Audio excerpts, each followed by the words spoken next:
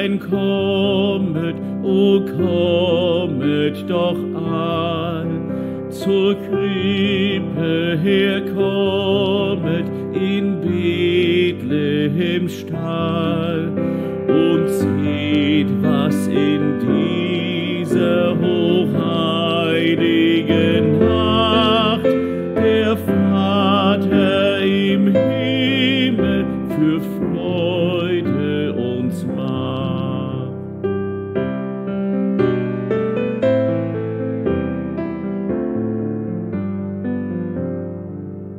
O seht in der Krippe im nächtlichen Stall, seht hier bei des Lichtleins erglänzendem Strahl, in reinlichen Winden das himmlische Kind, viel schöner und holder als Engel es singt.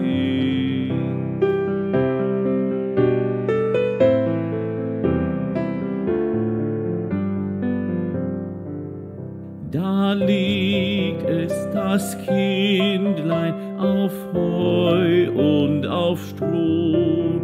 Maria und Josef betrachten es froh.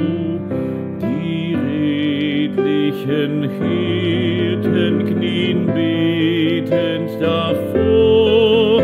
Hoch oben schwebt jubelnd der Engelein Chor. Gloria in excelsis Deo, Gloria in excelsis Deo, beugt wie die Hirten anbetend die Knie, erhebet die Hände und danket wie sie, stimmt freudig ihr Kinder, wer wollt sich nicht freuen, stimmt freudig zum Jubel der Engel mit an. Gloria in excelsis Deo, Gloria in excelsis Deo.